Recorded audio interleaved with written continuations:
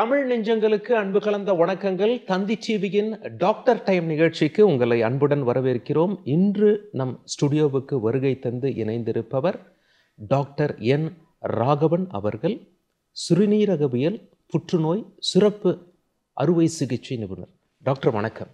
வணக்கங்க டாக்டர், இப்போ ஆண்கள் என்று எடுத்துக்கொண்டால் உலக அளவில் அதிகமாக ஆண்களுக்கு வரக்கூடிய கேன்சர் எது டாக்டர்? உலகளாவிய கேன்சர் ஸ்டெட்டிஸ்டிக்ஸ் பார்த்தோம்னா டாப்பில் இருக்கிறது ப்ராஸ்டேட் சுரபி புற்றுநோய் தான். ஓகே.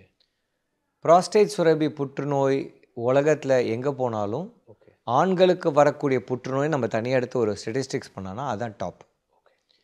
இந்தியாவில் பார்த்தீங்கன்னா ஹெட் அண்ட் நெக் கேன்சர், வாய் மற்றும் தொண்டையில் வரக்கூடிய புற்றுநோய்கள் அதிகமாக தெரிகிறது. ஓகே. பட் ப்ராஸ்டேட் கேன்சர் பல நகரங்களில் நம்பர் 1 இருக்குது. ஓகே.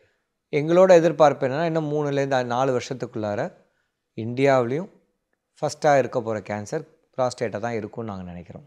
எதனால் அப்படி டாக்டர்? பல காரணங்கள். மோஸ்ட் இம்பார்ட்டண்ட் அவேர்னஸ், விழிப்புணர்வு. ப்ராஸ்டேட் சுரபின்னு ஒன்று இருக்கிறதே தெரியாது அப்படிங்கிற காலம் போய் ப்ராஸ்டேட் சுரபின்னு ஒன்று இருக்குது, அதில் புற்றுநோய் வரும் அப்படிங்கிற தெரிஞ்சு கொண்ட காலம் வந்துருச்சு.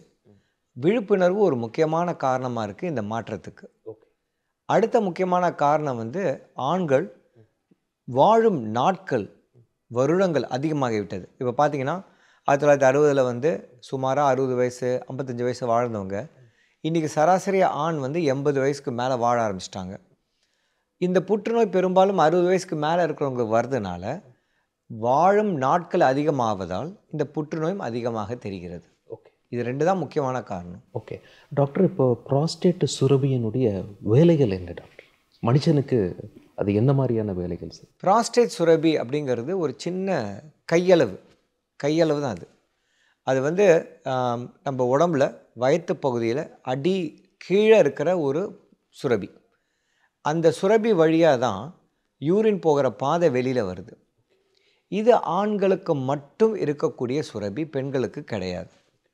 இதோட முக்கியமான வேலை என்னென்னா, விந்தை மெச்சூர் பண்ணுறது. அதாவது விந்து தன்னோட வேலையை ஒழுங்காக செய்யறதுக்கான ஏற்பாடு செய்கிறது இந்த சுரபி தான்.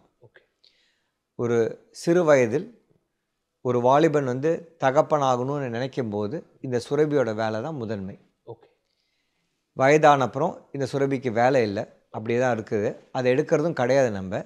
ஏன்னா அது சிறுநீரக பாதையோட சுற்றி அமைஞ்சிருக்கிறதுனால அதை எடுக்கிறதுனால வரக்கூடிய சைடு எஃபெக்ட்ஸ்னால அப்பெண்டிக்ஸ் மாதிரி யாரும் எடுத்துட மாட்டோம். அதை ரொம்ப யோசித்து தான் பண்ணணும். அதனால் புற்றுநோய் இருந்தால் மட்டும்தான் அதை எடுக்கிறோம் நாங்கள். இந்த சுரபி இளம் வயதில் முக்கியமான வேலை புரிந்தாலும் வயதாகும்போது அதுக்கு வேலை கிடையாது. டாக்டர், இப்போது ப்ராஸ்டேட் கேன்சர் அப்படின்னு சொல்லி நாம் சொல்லும் பொழுது அதை நாமளே செல்ஃப் எக்ஸாமினேஷன் பண்ணி கண்டுபிடிச்சிட முடியுமா? நமக்கே அறிகுறிகள்லாம் தெரியுமா? 2 பிரிச்சுக்கிறேன் இந்த கேள்வியை. ஒன்று அறிகுறிகள், இன்னொன்று செல்ஃப் எக்ஸாமினேஷன். செல்ஃப் எக்ஸாமினேஷன் பண்ணி இந்த நோயை கண்டுபிடிக்கிறதுக்கு முடியாது. ஏன்னா இந்த சுரபி உள்ளார உட்காந்துருக்கு. ஒரு மருத்துவர் ஆசன வாயில் கை வச்சு அதை பார்த்து அதை செக் பண்ணி தான் நம்ம சொல்ல முடியும். ஒரு பொது மக்களாக தானே பண்ணிக்க முடியாது. இப்போ மார்பக புற்றுநோய்க்கு பெண்கள் தானே செக் பண்ணிக்கலாம், ஆனால் இது மாதிரி பண்ண முடியாது. அறிகுறிகள், ப்ராஸ்டேட் சுரபி பிரச்சனைங்கிறது 50 வயசில் மேலே இருக்கிற எல்லா ஆண்களும் சொல்லுவாங்க. நீங்கள் யோசிச்சு பாருங்கள், உங்கள் அப்பாவோ இல்லை உங்கள் மாமாவோ இல்லை தாத்தாவோ யூரின் அடிக்கடி நைட்டு எழுதுக்கிறேன், மெதுவாக போகுது, யூரின் போன அப்புறம் ஒரு காலியான ஃபீலிங் இல்லை, இது மாதிரி பலதரப்பட்ட விஷயங்களை யூரின் பற்றி நிறைய சொல்லியிருப்பாங்க. இது எல்லாத்துக்கும் காரணம் அந்த ப்ராஸ்டேட் சுரபி தான். ப்ராஸ்டேட் சுரபியில் இந்த மாதிரி பிரச்சனை வந்த உடனே எல்லாம் புற்றுநோய் அல்ல. பெரும்பாலும் புற்றுநோய் அல்லாத சாதாரண வீக்கத்தினால் வரக்கூடிய அறிகுறிகள் தான் இவை அனைத்தும். ஆனால் இந்த மாதிரி அறிகுறி இருக்கிற சில பேருக்கு கேன்சரும் இருக்கும். ஸோ இந்த அறிகுறிகள் இருந்த உடனே எனக்கு கேன்சர் வந்துருச்சுன்னு பயப்படக்கூடாது. ஒரு மருத்துவர் அணுகி இது என்னங்கிறத செக் பண்ணிவிட்டு அதுக்குரிய டெஸ்ட்டு பண்ணிவிட்டு கேன்சர் இல்லைன்னு கன்ஃபார்ம் பண்ணிக்கணும். ஓகே, கேன்சர் தானே நீங்கள் என்ன டெஸ்ட் எல்லாம் பண்ணி கண்டுபிடிப்பீங்க டாக்டர்? ரொம்ப சிம்பிள். முதல்ல ஒரு மருத்துவரின் பரிசோதனை, எக்ஸாமினேஷன். அடுத்தது ஒரு blood test, PSA prostate specific antigen சொல்லக்கூடிய ரொம்ப வைடாக அவைலபிளாக இருக்கிற ஒரு பிளட் டெஸ்ட். இந்த ரெண்டுத்தையும் வச்சுக்கிட்டு ஒரு மருத்துவர் முடிவு பண்ணுவார், ஓ இது புற்றுநோயாக இருக்கிறதுக்கு ஒரு வாய்ப்பு இருக்குது அப்படின்னு முடிவு பண்ணுவாங்க. அந்த மாதிரி முடிவு பண்ணி அந்த மாதிரி சஸ்பெக்ட் பண்ணுற பேஷண்ட்டுக்கு மேலும் சில டெஸ்ட்டுகள் பண்ணுவோம். ஒரு எம்ஆர் ஸ்கேன், எம்ஆர்ஐ ஸ்கேன் மற்றும் சதை பரீட்சை, பயாப்சின்னு சொல்லுவோம். இது ரெண்டும் பண்ணிவிட்டு ஆமாம் கேன்சர் இருக்குது, இல்லை கேன்சர் இல்லைங்கிற அந்த டெசிஷன் எடுப்போம். ஓகே. ஒன்ஸ் கேன்சர் அப்படின்னு சொல்லி கன்ஃபார்ம் ஆகிடுச்சுன்னா என்ன மாதிரியான ட்ரீட்மெண்ட்டு ஸ்டார்ட் பண்ணுவீங்க டாக்டர்? நேயர்களுக்கு இந்நேரத்தில் நம்ம முக்கியமான சொல்லக்கூடிய ஒரு விஷயம் இருக்குது. நீங்கள் இந்த கேள்வி கேட்டதுனால அந்த விஷயம் வருது. கேன்சருங்கிற வார்த்தை கேட்ட உடனே எல்லாரோட மனசுலேயும் ஒரு பயம், ஒரு பீதி வரதான் செய்யும். அதை மாற்ற முடியாது. ஆனால் ப்ராஸ்டேட் கேன்சர் அப்படிங்கிற வார்த்தையை கேட்டுட்டு அவ்வளோ பீதி அடைய வேண்டிய அவசியம் கிடையாது. நம்ம வைத்திய முறைகளுக்கு போகிறதுக்கு முன்னாடி இதை பற்றி பேசிடலாம். ஏன்னா இது ரொம்ப முக்கியமான விஷயம்னு நினைக்கிறேன் நான். ஒரு 100 பேருக்கு ப்ராஸ்டேட் கேன்சர் கண்டுபிடிச்சோம்னா சுமார் 80 பேருக்கு மேலே இருக்கிறவங்கள குணப்படுத்திடலாம். கேன்சர்லேருந்து குணப்படுத்திடலாம். யோசிச்சு பாருங்கள், எவ்வளோ கேன்சர்லேருந்து குணப்படுத்த முடியுது? ரைட். முதன்மை நிலையில் உள்ள கேன்சர் ஆல்மோஸ்ட் ஆல்வேஸ் குணப்படுத்திடலாம். 90க்கு மேலே சதவீதம். ஒண்டர்ஃபுல் இல்லைங்களா? 3வது, அப்படியே பரவின நோய் இருந்தால் கூட இப்போ இருக்கிற நவீன வைத்திய முறைகளில் அந்த பேஷண்ட் சுமார் 5லேருந்து 10 வருடங்கள் இன்றைக்கி இருக்காங்க. அண்டு கேன்சருக்கான வைத்திய முறைகள் புதுசாக தினைக்கும் வருது. யோசிச்சு பாருங்கள், இப்போ 10 வருஷம் இருக்கக்கூடியவங்க 10 வருஷம் கழிச்சு புது வைத்திய முறைகள் இருக்கும். நான் எதுக்கு இவ்வளோ சொல்கிறேன் அப்படின்னா, ஒரு கேன்சர் அப்படிங்கிற வார்த்தையை கேட்ட உடனே பயந்துக்கிறதும் பீதி அடைகிறதும் வேண்டாம். பல பேர் அந்த பீதி அடைகிறதுனால வைத்திய முறைகளுக்கு வராமல் எனக்கு ஒன்றும் வேண்டாம், இறைவன் கூப்பிடுறாரு நான் போயிடுறேன் அப்படின்னு நினச்சி ஒரு முக்கியமான ஆப்பர்ச்சுனிட்டியை இழந்துடுறாங்க. அதை இழக்கக்கூடாதுங்கிறது தான் என்னோட தாழ்மையான கருத்து. ஓகே டாக்டர், இது எந்த ஸ்டேஜில் வந்தால் குணப்படுத்திட முடியும்? நிச்சயமாக முதன்மை மற்றும் 2ஆம் நிலையில் நிச்சயமாக குணப்படுத்திடலாம்.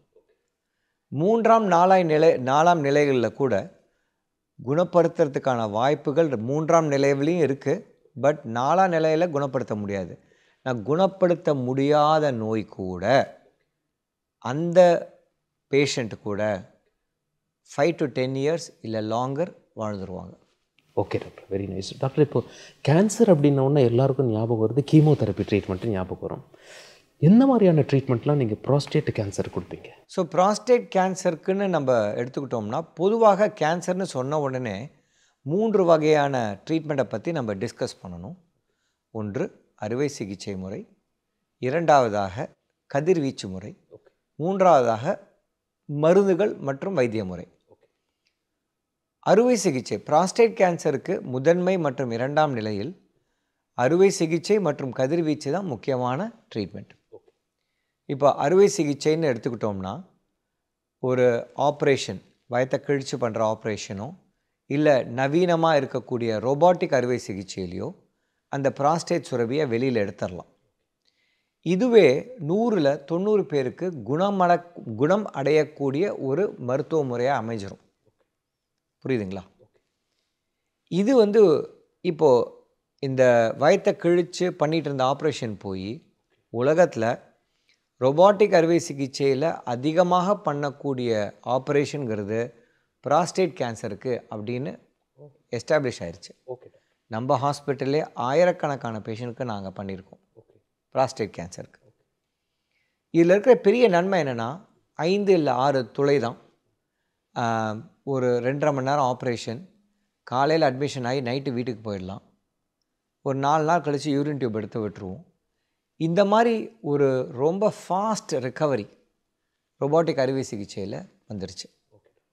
பேஷண்ட் ஒரு யங்காக வேலை செய்கிறவங்களா இருந்தால் 2 இல்லை 3 வாரத்தில் வேலைக்கே போயிடலாம். ஓகே சரிங்களா?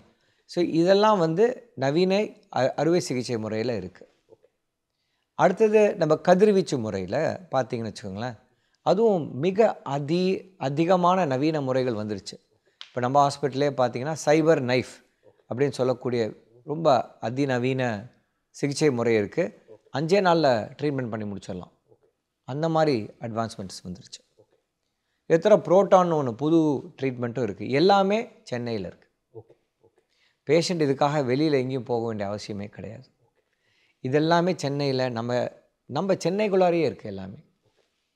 இதெல்லாம் வந்து முதன்மை மற்றும் 2ஆம் நிலையில் உள்ள பேஷண்ட்டுக்கு. ஓகே. கொஞ்சம் பரவனவங்களுக்கு இதை தவிர வைத்திய முறைகள், இன்ஜெக்ஷன், மருந்துகள், சில பேருக்கு கீமோதெரப்பியும் தேவைப்படலாம். பட் கீமோதெரப்பி ப்ராஸ்டேட் கேன்சரில் கம்மி, வைத்திய முறைகள் தான் அதிகம். இது வந்து எல்லாருமே ஈஸியாக அவைல் பண்ணக்கூடிய, ஆக்சஸ் இருக்கக்கூடிய ஒரு விஷயந்தான் இது. டாக்டர், இப்போது ப்ராஸ்டேட் கேன்சர் பற்றி மக்கள் மத்தியில் இருக்கிற மிஸ்கான்செப்ஷன்ஸ் எல்லாம் என்ன டாக்டர்? எல்லா கேன்சர் மாதிரி இதுக்கும் நிறைய மிஸ்கான்செப்ஷன் உண்டு. மிஸ்கான்செப்ஷன் நான் பார்க்குறது, எனக்கு இந்த பிரச்சனையே இல்லை அப்படின்னு நினைக்கக்கூடிய ஒரு எண்ணம். 2வதாக, நான் டாக்டர்கிட்ட போனால் எனக்கு டாக்டர் ஏதாவது சொல்லிடுவாங்களோ அப்படிங்கிற ஒரு பயம். உங்களுக்கு இருக்கிற பிரச்சனை தான் டாக்டர் சொல்ல போகிறாங்க, ஒன்றும் புதுசாக கண்டுபிடிச்சி ஒன்றும் சொல்ல போகிறதில்ல. 3வதாக, அப்படி ஏதாவது டாக்டர் சொல்லிட்டாங்கன்னா எனக்கு நிறைய செலவாயிடும், எனக்கு வந்து குழந்தைங்களாம் இருக்குது, புள்ள இருக்குது அப்படிங்கிற ஒரு 3வது பயம். 4வது, இந்த மாதிரி வைத்தியம் பார்க்கறதுனால நான் என்னோடய பொருளை இழந்துருவேன், என் முடியை இழந்துருவேன் அப்படிங்கிற பல எண்ணங்கள், பயங்கள். லாஸ்ட்டாக, கேன்சர்னால் குணப்படுத்த முடியாது, கேன்சர்னால் ஒரு உயிர்கொல்லி நோய் அப்படிங்கிற ஒரு எண்ணம். இதெல்லாமே நம்ம மக்கள் மத்தியில் 21ஆம் நூற்றாண்டுலேயும் பார்க்குறோங்கிறது கொஞ்சம் சோகம்தான். பட் இதை மாற்றுறதுக்காக தான் இது மாதிரி ப்ரோக்ராம் பண்ணுறோம். டாக்டர், இப்போது ப்ராஸ்டேட் கேன்சர் ஒருத்தருக்கு வந்துடுச்சுன்னா என்ன மாதிரியான பாதிப்புகளை நம்ம உடலில் அது ஏற்படுத்தும்? முதல் நிலைமையில் இருக்கிற கேன்சருக்கு அறிகுறிகளே இருக்காது. ஓகே. நான் சொல்கிற மாதிரி இப்போது சாதாரணமாக ரோட்டில் போயிட்டுருக்க ஒருத்தங்களோ, சாதாரண ஹெல்த்தில் இருக்கிறவங்களுக்கோ, முதல் நிலையில் இருக்கிற புற்றுநோயில் உள்ளவங்களுக்கு அறிகுறிகள் கிடையாது. இது ஏன் நான் ரொம்ப இம்பார்ட்டண்ட்டாக சொல்கிறேன்னா, முதல் நிலைமையில் இருக்கிறவங்கள நம்ம கண்டுபிடிச்சிட்டோம்னா அவங்களுக்கு பூர்ணமாக குணப்படுத்தக்கூடிய ஒரு வைத்திய முறை பார்க்கலாம். ஆனால் அறிகுறிகள் கிடையாது. ஓகே, புரியுதுங்களா? அவங்க என்ன பண்ணிடுறாங்க, எனக்கு தான் ஒன்றுமே இல்லையே, நான் நல்லா தானே இருக்கேன், நான் எதுக்கு போய் டாக்டரை பார்க்கணும், நான் எதுக்கு இதை டெஸ்ட்டு பண்ணணும், அதெல்லாம் தேவையில்லை அப்படின்னு நினச்சி முதல் நிலைமையில் கண்டுபிடிக்கக்கூடிய வாய்ப்பை இழந்துடுறாங்க. ஸோ இந்த ப்ரோக்ராம் மூலமாக நம்ம பொதுமக்களுக்கு சொல்லக்கூடியது என்னென்னா, 50 வயதுக்கு மேல் உள்ள ஆண்மகனாக இருந்தால் நீங்கள் நிஜமாகவே தைரியமாக வருடத்துக்கு ஒரு முறையாவது PSAன்னு சொல்லக்கூடிய அந்த பிளட் டெஸ்ட்டை செஞ்சுக்கோங்க. பல பேரை நாங்கள் சொல்கிறோம், வருஷத்தில் ஒரு தடவையாவது ஹெல்த் செக்கப் பண்ணிக்கோங்கன்னு நாங்கள் சொல்கிறோம் இல்லைங்களா? முழு உடல் பரிசோதனை, அதில் PSAவும் பண்ணிக்கோங்க. அவ்வளோதானே, ரொம்ப சிம்பிள் தானே. இதில் என்ன பெரிய நன்மைனா, முதல் நிலைமையில் கண்டுபிடிச்சிடலாம் அப்படிங்கிறது. சரி, அப்படியே கொஞ்சம் கேன்சர் அட்வான்ஸ் ஆச்சுன்னா, நான் சொன்ன மாதிரி பொதுவாக ப்ராஸ்டேட் சுரப்பினால் வரக்கூடிய அறிகுறிகள் இவங்களும் பார்ப்பாங்க. அதாவது அடிக்கடி சிறுநீர் கழித்தல், சிறுநீர் கழிக்கும்போது மெதுவாக இருக்கிறது, ஒரு எம்டியான ஃபீலிங் இல்லை, நைட் அடிக்கடி எழுந்துக்கணும், சில பேருக்கு யூரினில் எரிச்சல், ஒரு சில பேருக்கு யூரினில் ரத்தம், இதெல்லாம் பார்க்குறது 2ஆம் நிலையில் இருக்கிற நிறைய பேருக்கு பார்ப்போம். ரொம்ப பரவனங்களுக்கு வெயிட் குறையிறது, பசியின்மை, இதெல்லாம் தெரியும். ஸோ இதெல்லாம் ரொம்ப அட்வான்ஸ்டாக வரவங்களுக்கு தான். கேன்சர்னு சொன்னோடனே முதல்ல என்கிட்ட கேட்குறது, டாக்டர் எனக்கு loss of weight, loss of appetite எல்லாமே நல்லா இருக்கிறேன், நான் நல்லா சாப்பிட்றேன், அது நல்லது தானே டாக்டர், எனக்கு எப்படி கேன்சர்னு சொல்கிறீங்கன்னு. அவங்களுக்கு எடுத்து சொல்ல வேண்டிய விஷயம் என்னென்னா, முதல் நிலைமையில் இது எதுவுமே இருக்காது. ஓகே, நீங்கள் ஒரு நல்ல நிலைமையில் இருக்கீங்க, ஒன்று ஹெல்த்தியாக இருக்கிறீங்க, உங்கள் கேன்சரும் முதல் நிலைமையில் இருக்குது, இதனால் உங்களை பூர்ணமாக குணப்படுத்த முடியும். இதுதான் நம்ம சொல்ல வேண்டிய விஷயம். ஓகே டாக்டர், இப்போ 50 வயசுக்கு மேலே இருக்கவங்க செக்கப் பண்ணிக்கணும் அப்படின்னு சொன்னீங்க. இவங்கெல்லாம் ஹை ரிஸ்க் குரூப்பாக நம்ம பார்க்கலாமா? 2வது, இப்போல்லாம் ஹார்ட் அட்டாக் வந்து 46 வயசில், இன்னும் சின்ன வயசில் ஜிம்மில் எக்ஸசைஸ் பண்ணிகிட்டு இருக்கும்போது அப்படியே விழுந்துடுறாங்க, CCTV கேமரா கட்டுறாங்க, ஹார்ட் அட்டாக் வந்து ரொம்ப ஆச்சரியமாக இருக்குது கேட்குறதுக்கு. அந்த மாதிரி சின்ன வயசில் கூட இந்த ப்ராஸ்டேட் கேன்சர் வரக்கூடிய வாய்ப்பு இருக்கா? சின்ன வயசு, அதாவது நம்ம 50 வயசுக்கு கீழே ப்ராஸ்டேட் கேன்சர் வரக்கூடிய வாய்ப்புகள் ரொம்ப கம்மி. வரக்கூடாதுன்னெலாம் இல்லை. நான் என்ன மாதிரி கேன்சர் சர்ஜன் வந்து என் வாழ்க்கையில் சில பேஷண்ட்ஸை பார்த்துருக்கேன் 50 வயசு கீழேயும். பட் ப்ரொப்போர்ஷன் ரொம்ப ரொம்ப கம்மி. உங்களுக்கு இன்க்ரீஸ்ட் அவேர்னஸ், நான் ரொம்ப தைரியசாலி டாக்டர், நான் முதல்லையே நான் டெஸ்ட் பண்ணிக்கிட்டேமா அப்படின்னு நீங்கள் கேட்டால் 40 வயசுலேயே பண்ணலாம், 40லேருந்தே பண்ணிக்கலாம். ஜென்ரலாக ப்ராஸ்டேட் கேன்சர் வரக்கூடிய வாய்ப்புகள் 50க்கு மேலே இருக்கிறதுனால நீங்கள் 50க்கு மேலே பண்ணுங்கன்னு நாங்கள் சொல்கிறோம். அவ்வளோதானே ஒழிய நீங்கள் 40லேருந்தே பண்ணலாம். நான் 40 கீழே வரக்கூடிய வாய்ப்புகள் உள்ளதா ரொம்ப கம்மி. அதனால தான் அவ்வளோவா பேஷண்ட்டை பயமுடுத்தாமல் நீங்கள் பண்ணுங்கன்னு சொல்கிறது இல்லை நாங்கள். ஓகே டாக்டர், இப்போ இந்த கேன்சருக்கான காரணங்கள் நம்ம முன்னோர்களுக்கு யாருக்காவது இருந்தால் அந்த ஜீனில் நமக்கு வருதா, அல்லது நம்மளுடைய ஹேபிட்ஸ் காரணமாக வருதா, அல்லது வேறு ஏதாவது காரணங்கள் இருக்கா? இப்போ ப்ராஸ்டேட் கேன்சரை மட்டுமே நம்ம எடுத்துக்குவோம். இது வந்து மரபணு சம்மந்தப்பட்டதா அப்படிங்கிற கேள்வி நீங்கள் கேட்குறீங்க.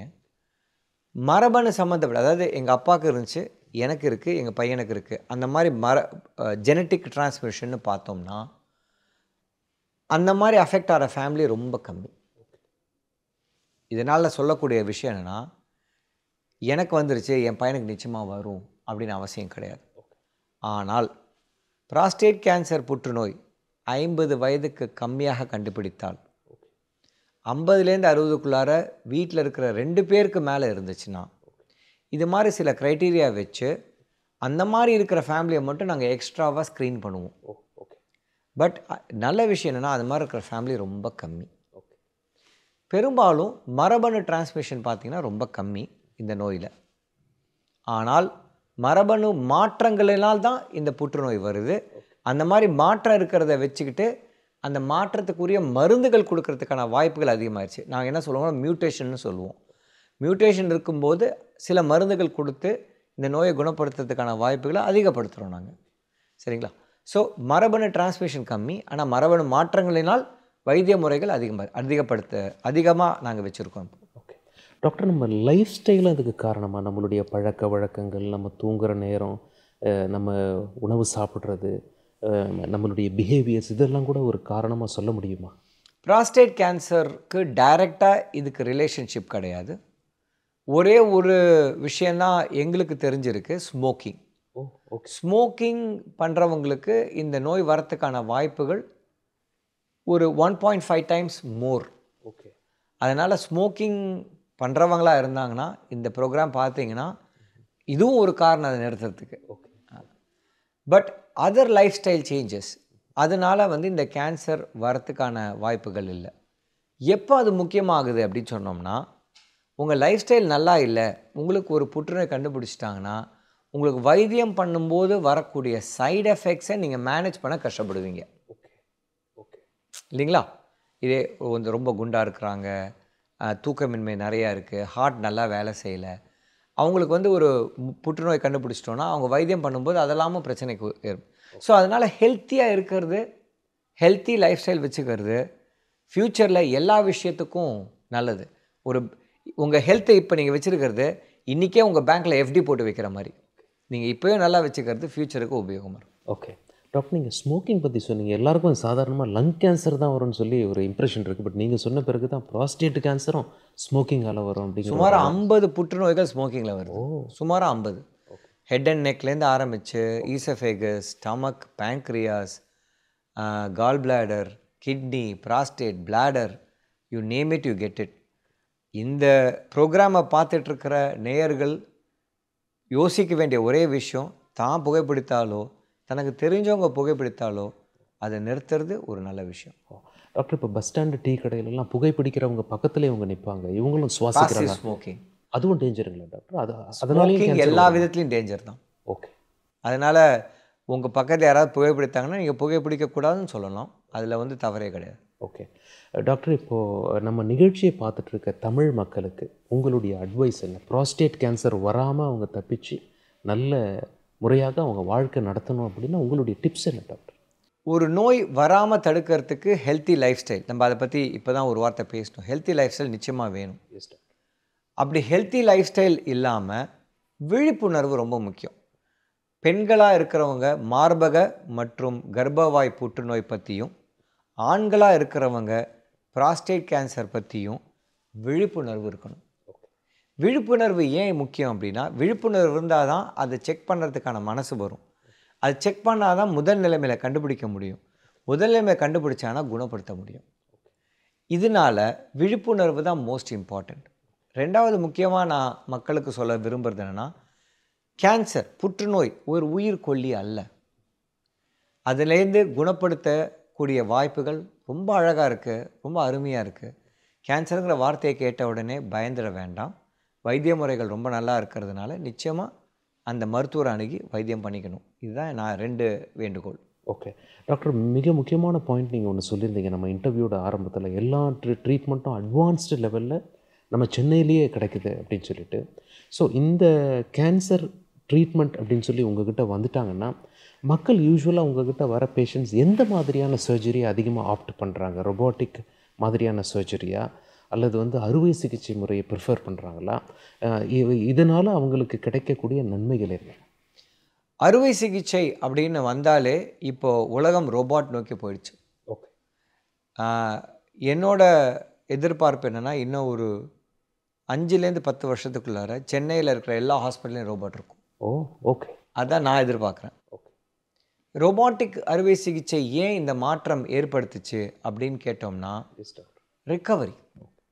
பேஷண்ட் ஒரு ஒரு ப்ராஸ்டேட் கேன்சர் ஆப்ரேஷனே வச்சுக்கலாம். முன்னாடி எப்படி இருந்துச்சு? 5லேருந்து 7 நாள் ஹாஸ்பிட்டலில் இருப்பாங்க, 3 மாதமாவது ரிக்கவர் ஆவாங்க. இன்றைக்கி பேஷண்ட் காலையில் அட்மிட் பண்ணிவிட்டு நைட்டு வீட்டுக்கு அனுப்பிச்சிடுறோம். 4 நாள் 5 நாள் ஃபுல்லாக ரிக்கவர் ஆகிடுறாங்க. ஒரு 2 வாரம் 3 வாரத்தில் வேலைக்கு போயிடுறாங்க. இந்த மாற்றம் எப்படி வந்துச்சு? இந்த மாற்றம் ரோபாட்டிக் அறுவை சிகிச்சையில் தான் வந்துச்சு. இது ப்ராஸ்டேட்டுக்கு மட்டும் அல்ல, சிறுநீரகத்துக்கு எடுத்துக்கோங்க, குடலுக்கு எடுத்துக்கோங்க, இருதயத்துக்கு எடுத்துக்கோங்க, எல்லாத்துக்குமே இந்த மாற்றம் அருமையாக வந்துருச்சு. இப்போ நம்ம ஹாஸ்பிட்டல்லே ரோபாட்டிக் அறுவை சிகிச்சை தான் மோஸ்ட் காமன்லி டன். இப்போ நான் பண்ணுற அறுவை சிகிச்சையில் 90 ரோபாட்டிக்கும் 10 மட்டும்தான் ஓப்பன் அறுவை சிகிச்சையாக இருக்கும். எந்த பேஷண்ட்டுக்கு ரொம்ப அட்வான்ஸ் கேன்சர் இருக்குது, ரொம்ப பெருசாக இருக்குது, ரோபாட்டில் பண்ண முடியாதுன்னு இருக்கிற ஒரு சின்ன பேஷண்ட்டுக்கு தான், சின்ன நம்பர் ஆஃப் பேஷண்ட்ஸ்க்கு தான் நாங்கள் பண்ணுறோம். மற்ற எல்லாருக்குமே நாங்கள் ரோபாட்டிக் தான் பண்ணுறோம். ஏன்னா ரத்தம் லாஸ் கிடையாது, ரத்தம் கொடுக்க வேண்டிய அவசியம் கிடையாது, வலி இருக்காது, ரிக்கவரி ஃபாஸ்ட்டு, வேகமாக வீட்டுக்கு போய் சீக்கிரமாக வீட்டுக்கு போயிடலாம். இதனால் ரோபாட்டிக் அறுவை சிகிச்சை தான் பெஸ்ட். டாக்டர், இந்த ட்ரீட்மெண்ட் அண்டர்கோ பண்ணுறவங்களுடைய ஃபேமிலி, அவங்களுடைய சப்போர்ட் சிஸ்டம் எப்படி இருக்கணும் டாக்டர்? மிக அருமையான கேள்விங்க, ரொம்ப அருமையான கேள்வி. ஏன்னா ஒரு புற்றுநோய் அப்படிங்கிற ஒரு வார்த்தை கேட்டவுடனே பேஷண்ட் அஃபெக்ட் ஆகிறது கூட ஒரு ஃபேமிலி அஃபெக்ட் ஆகிடுது. இவங்க ஹாஸ்பிட்டலுக்கு போகணும் அப்படின்னா அந்த பையன் தான் வேலையை வச்சுட்டு நிறுத்திட்டு போகணும், அந்த அம்மா தான் குழந்தைய பார்த்துக்கிறத விட்டுட்டு போகணும். இது மாதிரி பலதரப்பட்ட விஷயங்கள் பின்னி இருக்குது. அதனால் அவங்களோட கான்ட்ரிபியூஷன் ரொம்ப அதிகம். ஸோ ஒரு மருத்துவனாக நாங்கள் எப்படி பார்க்குறோம் அப்படின்னு சொன்னோன்னா, கான்டாக்ட் டைம் டு த ஹாஸ்பிட்டலை எவ்வளோ கம்மியாக்க முடியும். நீங்கள் இந்த அறுவை சிகிச்சை, இந்த கேன்சர் புற்றுநோய்க்கு 3 மாதம் சிகிச்சை போகுது. இதில் நீங்கள் 8 இல்லை 10 தடவை வரணும் அப்படின்னா அந்த 8 எப்படி 4ஆக கொண்டு வர முடியும்? மிச்ச 4 வீட்டிலே வைத்தியம் பார்க்க முடியுமா? உங்களுக்கு ஒரு மருந்து கொடுக்கணும், நான் வீட்டிலே கொடுத்துர்லாமா? அப்படின்னா இப்போ நர்ஸுகளாக இருக்காங்க, நல்லா ட்ரெயினான நர்சஸ், அவங்க வீட்டில் போய் மருந்து கொடுத்துட்டு வந்துடுவாங்க. ஒரு ரிக்கவரிக்காக ஹாஸ்பிட்டலில் அட்மிட் பண்ண வேண்டிய அவசியம் கிடையாது. ஸோ எங்கள் கான்டாக்ட் டைம் வித் பேஷண்ட்ஸை குறைச்சிருவோம். இதை தவிர ஃபேமிலியோட கான்டாக்ட் இருக்கிறதுனால அவங்க பாசிட்டிவாகவும் இருப்பாங்க. ஹாஸ்பிட்டலில் இருக்கும்போது அவங்க எப்போதுமே தனக்கு ஏதோ ஒரு நோய் இருக்கோ அப்படிங்கிற ஒரு எண்ணத்தோடு இருப்பாங்க. வீட்டுக்கு போன உடனேவே நான் நல்லா ஆயிட்டேன் அப்படிங்கிற ஃபீலிங் வந்துடும். இதுவும் ஒரு முக்கியமான ஆஸ்பெக்ட். ஸோ ஒரு மருத்துவராக நான் பார்க்க வேண்டியது பேஷண்ட்டை மட்டும் இல்லை, அவங்க ஃபேமிலியும். அவங்களுக்கு எவ்வளோ கம்மியான டைம் ஹாஸ்பிட்டல் போகணுங்கிறத பார்ப்போம். கான்டாக்ட் டைமை ரொம்ப கம்மியாக வைப்போம், விசிட்டிங் டைம் அதிகமாக்குவோம், அவுட்ரீச் டு த ஹவுஸ், வீட்டுக்கு போய் வைத்தியம் பண்ணக்கூடிய நிலைமையை ஏற்படுத்துவோம். அதுக்கான அவுட்ரீச் டீம்ஸ் இருக்குது எங்கள்கிட்ட, அதை வச்சு அவங்கள வீட்லேயே பார்த்துக்கிற ஏற்பாடு பண்ணிடுவோம். இது மாதிரி பண்ணுறதுனால we give our best to the patient and the family. Doctor, prostate cancer சம்மந்தமாக பாமர மக்களுக்கு கூட புரிகிற மாதிரி ரொம்ப தெளிவாக அழகாக எடுத்து சொன்னீங்க.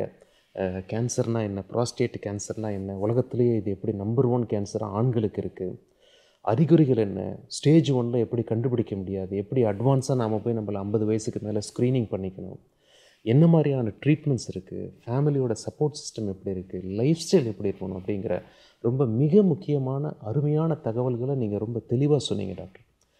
தந்தி டிவி ஸ்டுடியோவுக்கு வந்து உங்களுடைய நேரத்திற்கும் உங்களுடைய தகவல்களுக்கும் மிக்க நன்றி டாக்டர். மிக்க நன்றி.